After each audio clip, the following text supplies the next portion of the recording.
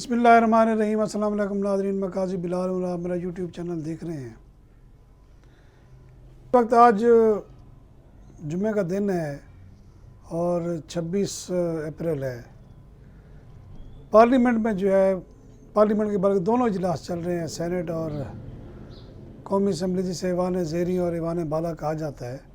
وہاں جو ہے نا نون لیگ کے جو سینئر رہنما ہیں اور بزرگ سیاستدان ہیں اور بڑے اچھے لکھاری ہیں اور سینسیبل بندے ہیں، عرفان صدیقی صاحب، انہوں نے سینٹ میں بڑی زبردست بات کی۔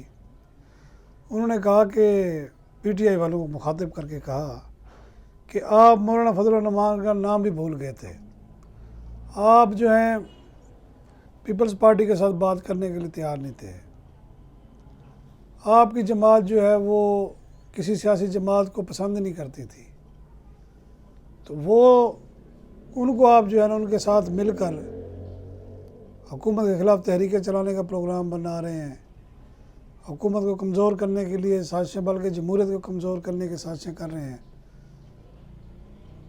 تو آپ آئیں ہمارے ساتھ بیٹھیں، یعنی حکومت نون لیگ کے ساتھ مذاکرات کریں۔ تو بڑا خوشگوار اس کو سمجھا گیا کہ ایک تبدیلی، مثبت تبدیلی ہے، اور کہا کہ آپ اپنے مخالفین سے اگر مذاکرات کر سکتے ہیں تو ہم سے بھی کریں۔ یہ سیاسی چالیں ہوتی ہیں، اب دیکھتے ہیں اس پہ کیا ریئیکشن آتا ہے۔ دوسری جانب ایک بڑے بزنس مین ٹائکون ہیں عارف حبیب، انہوں نے شہباز شریف کو کہا کہ جناب آپ انڈیا سے مذاکرات کرنے کے لیے تیار ہیں، اور کہتے ہیں تاجر جو ہے وہ چاہتے ہیں وہ کریں، مذاکرات کریں، اور طالبان کے ساتھ بھی آپ جو ہے باتیں کرنے کے لیے یا ان سے مذاکرات کے لیے سنجیدہ ہیں، تو آپ ایک اڈیالہ جیل میں قیدی ہے، تو آپ اڈیالہ جیل میں ایک قیدی ہے، اس سے بھی مذاکرات کر لیں، اس سے بھی ہاتھ ملا لیں۔ سیاسی عدم استحکام کی وجہ سے ملک کو بہت نقصان ہو رہا ہے۔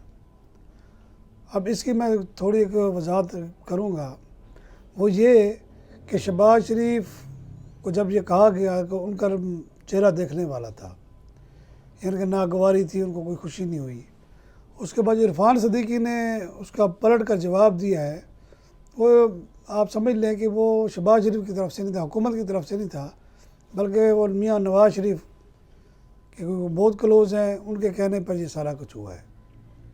انہوں نے آفر کی ہے پی ٹی آئی کو۔ اب دیکھنا یہ ہے کہ یہ صرف لفظی باتیں تھیں یا اس پہ کوئی عمل درآمد بھی ہوتا ہے، مجھے تو نہیں لگتا ہو، کیونکہ ٹونیں جو ہیں وہ جو ان کی غیر سنجیدگی دونوں جماعتوں کی ہے وہ نظر آ رہی ہے۔ اب اس سے نقصان کیا ہو رہا ہے؟ اس سے نقصان یہ ہو رہا ہے کہ آپ دیکھیں کہ امریکہ نے ایک رپورٹ جاری کی کہ انسانی حقوق کے حوالے سے، اور پاکستان کو بہت لتاڑا۔ پی ٹی آئی نے پھر شور مچایا جناب کہ آپ اس کا کوئی جواب دیں، 2 دن بعد دفتر خارجہ نے اس رپورٹ کو مسترد کیا۔ اس سے پہلے حالانکہ وہ خواجہ آصف وزیر دفاع ہے، وہ کہہ چکے تھے کہ امریکہ کو جو ہے نا وہ فلسطین پر جو ہے نا وہ بات کرنی چاہیے تھی، اس کو جو ہے نا وہ اسرائیل کو جو ہے نا پابندی اسرائیل پر لگانی چاہیے تھی۔ بڑا بیان تھا کہ وزیر دفاع اتنا بڑا بیان دے جائے تو بڑی بات ہے۔ بہرحال امریکہ کی جو پنجے ہیں وہ اس ملک میں کیا اس پورے ایشیا میں زیادہ مضبوط ہوتے جا رہے ہیں، اور وہ مضبوطی جو ہے وہ سیاستدانوں کے علاوہ بھی ہے، یعنی کہ سیاستدانوں کو وہ بالکل استعمال کر رہے ہیں بہت کم، لیکن جو ٹارگٹ ان کا ہے وہ عسکری قیادت ہے، یعنی کہ ملک کے جو دفاعی ادارے ہیں ان کو اپنے ہاتھ میں کرنے کی کوشش کر رہے ہیں، اور مجھے لگتا ہے کہ ابھی تک وہ اتنے زیادہ کامیاب نہیں ہوئی ہے۔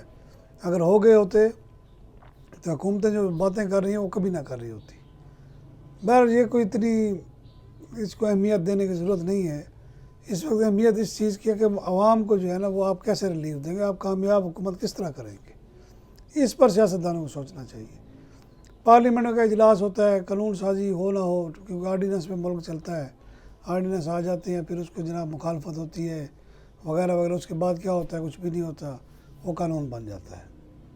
اب آپ دیکھیں کہ ابھی جو موجودہ سیاسی اور معاشی صورتحال ہے وہ بالکل برے حالات ہیں، یعنی کہ وہ ہمارے ذرا یہ بھی کہہ رہے ہیں کہ اب تو حکومت کے پاس تنخواہیں دینے کے بھی پیسے نہیں ہیں، اور ادارے جو ہیں وہ چاہ رہے ہیں کہ جلدی جلدی فروخت ہوں، لیکن اداروں کو لینے کے لیے کوئی تیار نہیں ہے، کیونکہ اداروں کو جن کو بیچنے کی یہ کوشش کر رہے ہیں پہلے اس کا کباڑہ کر رہے ہیں۔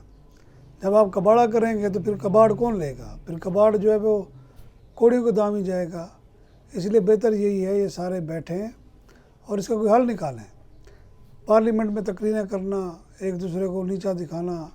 اب آپ ایک اور دیکھیں، اتنی ویلی قوم ہے ہماری کہ مریم نواز نے جناب وردی پہن لی، اور پر وردی پہن کے جناب انہوں نے پولیس کا جو ہے نا گارڈ آف آنر کیا اور ان شیلڈز دی، اس پر جناب بڑا شور مچا، ایون کہ ہائی کورٹ میں ریٹ بھی ہو گئی۔ اچھا چلیں، اس کو بڑا سوشل میڈیا پر اور بڑا شور مچایا گیا، وردی پہنی، شکر اس نے سپاہی کی وردی پہنی ہوئی تھی، آئی جی کی نہیں پہن رہی۔ تو اس کے بعد وہ ایئر ایمبولنس کے لیے کوئی پروگرام تھا، میٹنگ تھی، اس میں بھی وہ ایئر ایمبولنس کی جو ہوسٹ ہوتی ہے اس کی انہوں نے وہ پہنی ہوئی تھی، وردی پہنی ہوئی تھی۔ اب یہاں لوگ طنز کر رہے ہیں، تنقید کر رہے ہیں، آپ ایک نیوٹرل ہو کے سوچیں، نہ آپ یہ نہ دیکھیں کہ وہ مریم ہے یا کون ہے۔ بات یہ انتہائی غیر سنجیدہ بات ہے، تو کی نہیں بنتا۔ آپ ایک ایگزیکٹو پوسٹ پہ بیٹھی ہیں، آپ کو کیا ضرورت ہے سپاہی کی وردی پہننے کی؟ آپ ایک ایگزیکٹو پوسٹ پہ بیٹھی ہیں، اللہ نے آپ کو اگر عزت دی ہے، آپ کو کیا ضرورت ہے ایئر ہوسٹس کی یا نرس کی یونیفارم پہننے کی؟ اس سے کوئی قد تھوڑی بڑا ہوتا ہے۔ بہرحال میں جہاں تک سمجھا ہوں، یہ صرف اور صرف اپنے مخالفین کو ٹیز کرنے کے لیے، ان کو زج کرنے کے لیے یہ انہوں نے کیا ہے، اور اس میں وہ کافی حد تک کامیاب ہو گئی ہے۔